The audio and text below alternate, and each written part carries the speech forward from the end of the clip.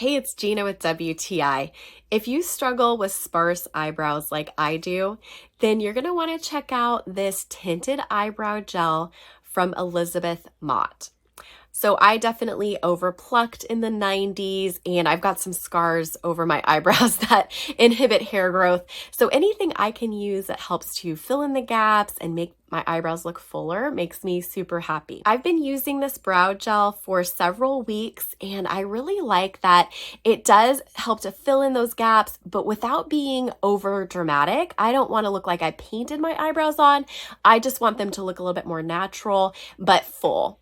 Before I apply the gel, I do kind of brush the applicator off on the edge of the tube so that I'm not getting too much product when I go to apply. Elizabeth Mott has really high quality products and this Queen of the Fill brow gel is definitely not an exception.